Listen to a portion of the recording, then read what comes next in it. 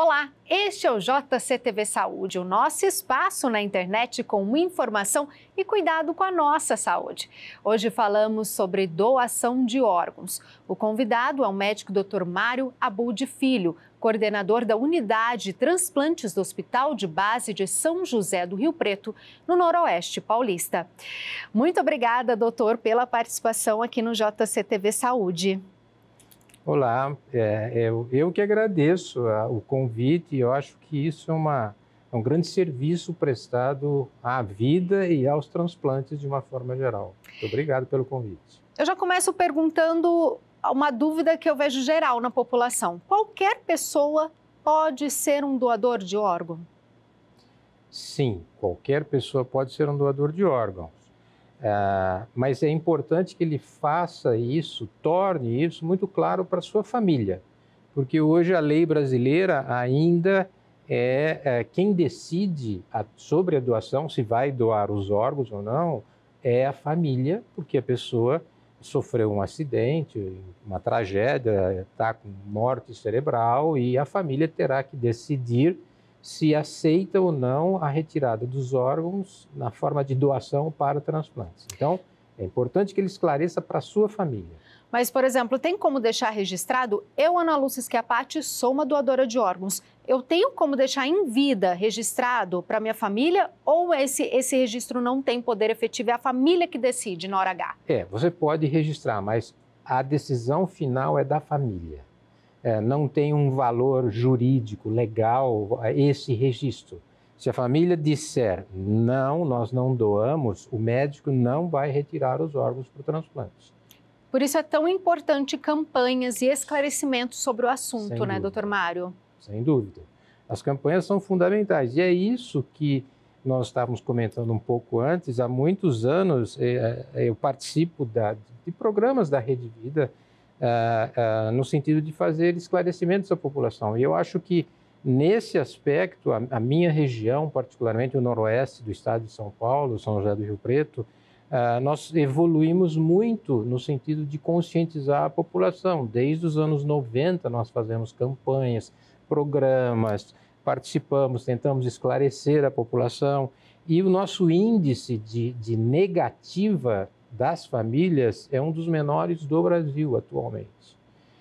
E isso graças às campanhas que são feitas. Graças a um trabalho, né? Isso, de anos. Doutor, qualquer órgão do nosso corpo pode ser doado? Sim, na verdade não são só os órgãos, né? Uhum. A gente fala em órgãos e tecidos, porque existe uma confusão. A medula óssea, por exemplo, é um tecido. Nós consideramos órgãos sólidos, o coração, o pulmão, os rins, o pâncreas, intestino, e tecidos, pele, cartilagem, até a medula, a pele, doutor. até a pele, ossos. Existe banco de ossos que existem nos hospitais.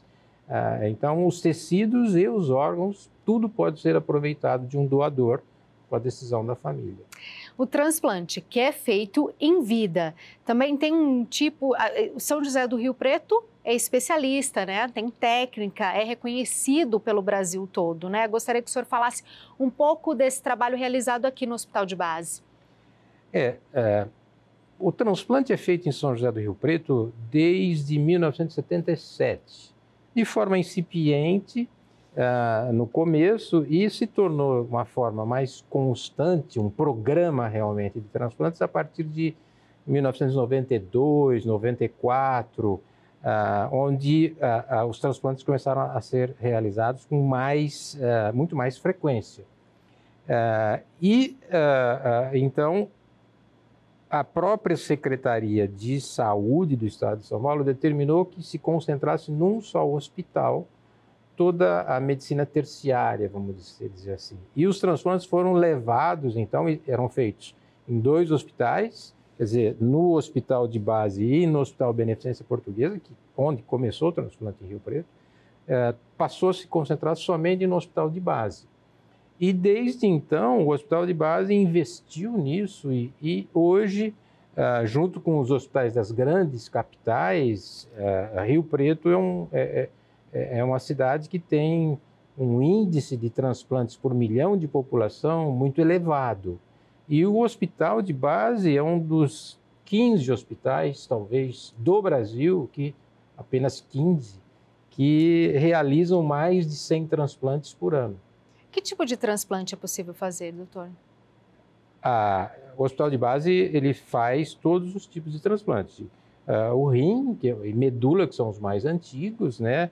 Depois veio o transplante de fígado, o de coração, pâncreas, depois pulmão, que foi o mais recente. E intestino chegou a ser feito em São José do Rio Preto também. Quem está assistindo a gente está observando o que o senhor está falando. Nossa, eu quero fazer parte disso em vida. Como que eu posso? Tem uma lista? Tem algum órgão que eu procuro? Uma entidade? Como que funciona esse trâmite? Você diz, eu quero doar um órgão em vida. Sim.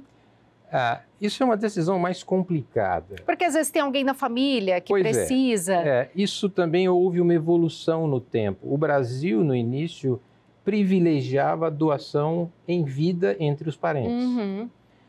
Com o crescimento da doação de falecidos, de pessoas que faleciam, nós fomos reduzindo o número de transplantes de doadores vivos, como a gente chama. Isso é uma tendência mundial, né? Porque nós não tínhamos uma ideia muito clara, o mundo não tinha uma ideia muito clara, o que era você doar um rim em vida, ou um pedaço do seu fígado em vida. E hoje a gente já sabe que existe um certo risco, é um risco pequeno, mas é um risco. E ninguém gostaria de ter uma tragédia dessa, que seria a morte de um doador, que seja um. Sim. 1 em 1 milhão, mas é um. Pode ser o pai de alguém, irmão de alguém. Então, nós vemos com uma certa relutância hoje o transplante de doador vivo, porque esse risco, embora pequeno, existe, o risco de morte. Então, a gente evita. Vamos dizer, algumas situações são aceitáveis, são coerentes. Eu doaria qualquer parte do meu fígado ou um dos meus rins para os meus filhos. Mas eu não gostaria que não aceitaria que meus filhos doassem para mim.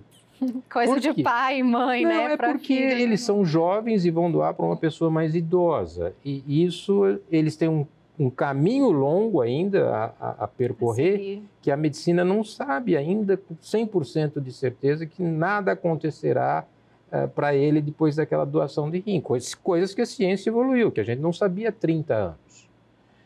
Então, hoje, se aparecer um filho querendo doar um rim para um pai, nós, em Rio Preto, tentamos de todas as maneiras convencê-lo a não fazer. Uhum.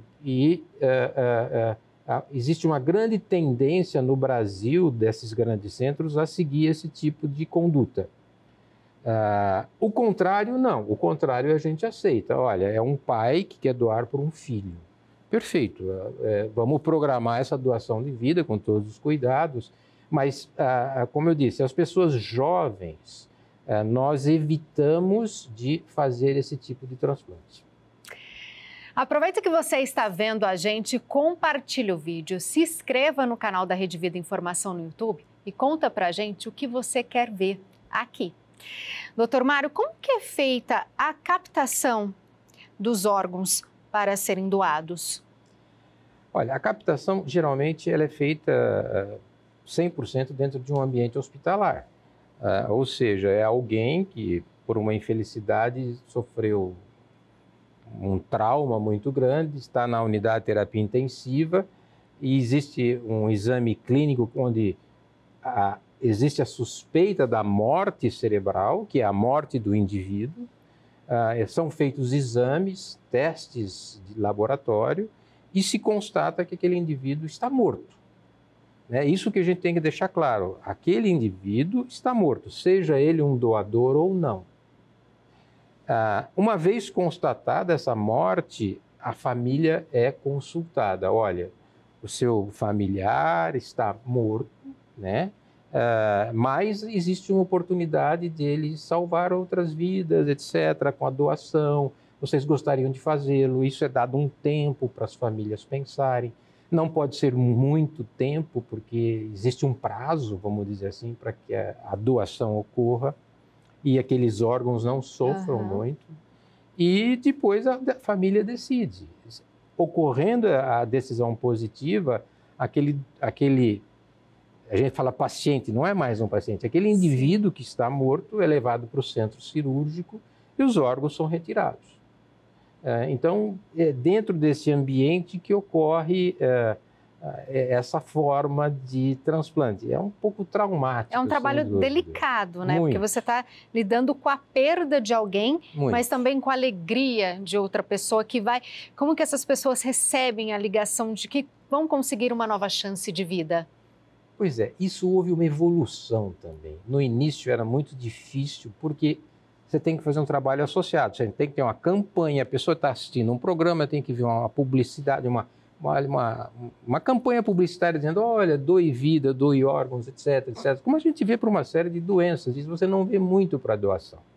Então, com o passar do tempo, a informação que a pessoa vai ouvindo falar, chega naquele momento, aquela família tem mais condições emocionais de tomar uma decisão.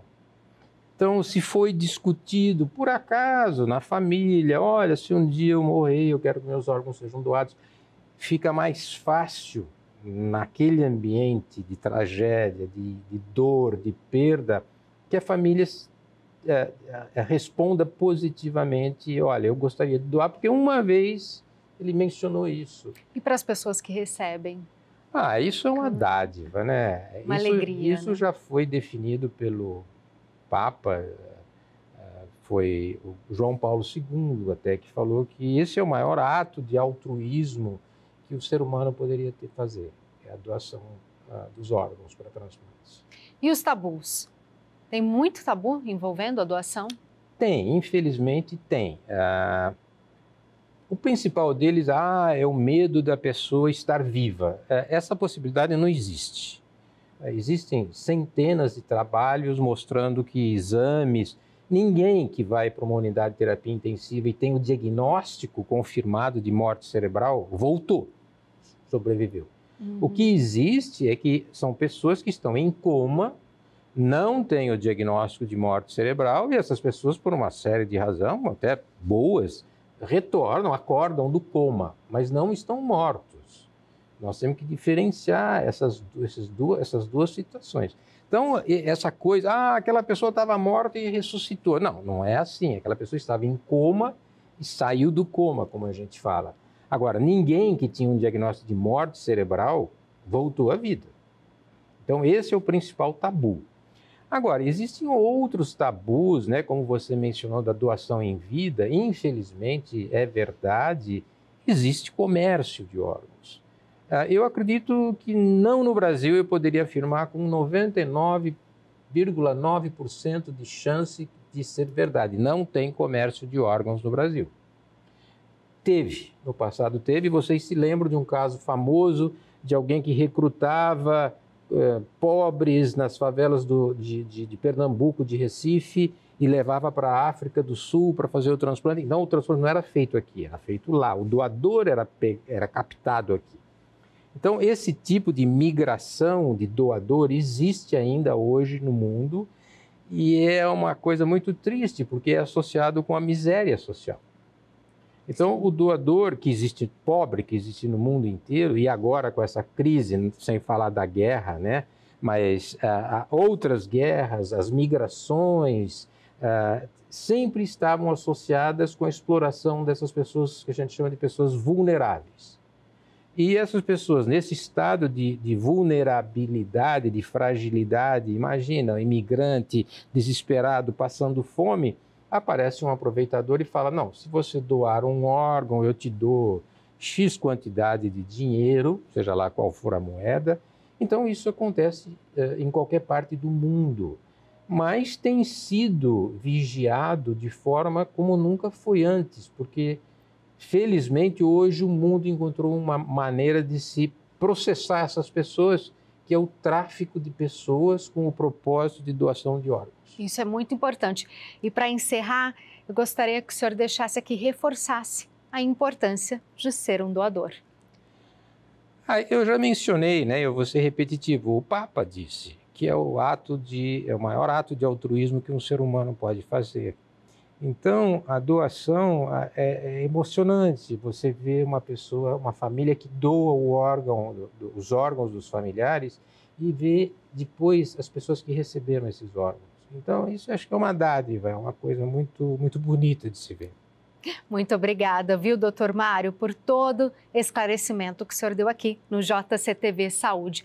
A doação de órgãos é um ato nobre que pode salvar vidas. Muitas vezes o transplante de órgãos pode ser a única esperança de vida ou oportunidade de um recomeço para pessoas que precisam de atenção. Você já sabe, deixa aqui seu like, compartilha a novidade e se inscreve no canal. Tchau, tchau!